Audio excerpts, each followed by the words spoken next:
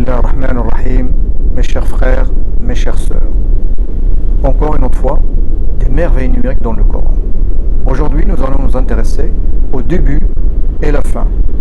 On va s'intéresser au début du Coran et la fin du Coran, et le début et la fin d'une sourate bien déterminée.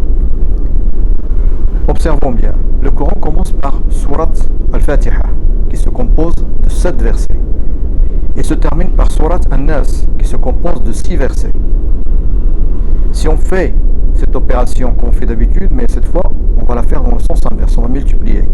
7 fois 6, c'est égal à 42.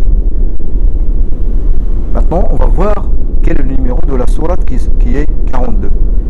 Si on regarde dans le Coran, la sourate qui a le numéro 42 est sourate Ash-Shura. Mais qu'est-ce qu'elle a de particulier, cette sourate? Cette sourate est la seule sourate dans le Coran dont les 2 premiers versets se composent par des lettres Nouraniya. Et il n'y en a pas une autre. D'ailleurs, elle se compose des lettres Nouraniya suivantes. Bismillah ar-Rahman ar-Rahim, Hamim, Ain, Sin, Qaf.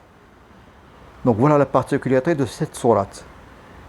Et nous allons maintenant voir qu'est-ce qu'elle a de plus particulier au niveau de l'architecture.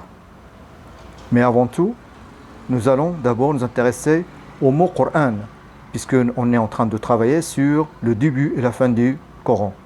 Donc le mot Coran se compose de 4 lettres, avec les ordres alphabétiques. Qaf, ordre alphabétique 21. Ra, 10. Alif, 1. Noun, 25. La somme de ces ordres alphabétiques est égale à 57. Gardez bien ce nombre dans la mémoire. 57. Nous allons maintenant regarder le début de ce mot. Il commence par la lettre Qaf.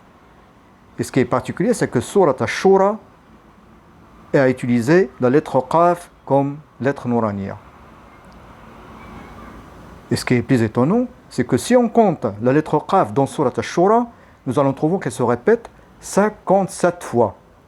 Donc exactement comme la somme des ordres alphabétiques des lettres de mon Coran. Donc je répète 57 fois. Mais pourquoi maintenant le nombre 57 est intéressant pour Surat Ash-Shura? On va voir maintenant le début et la fin de Surat Ash-Shura. Si on compte les mots depuis le début de Surat Ash-Shura, le 57e mot dans Surat Ash-Shura est le mot Qur'anan, le Coran. Par contre, maintenant, si on compte à partir de la fin de Surat Ash-Shura, le 57e mot n'est autre que le mot Wahyan, révélation. Et on sait que le Coran a été révélé.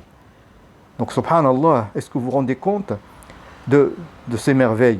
Et en plus, 57 plus 57 est égal à 114.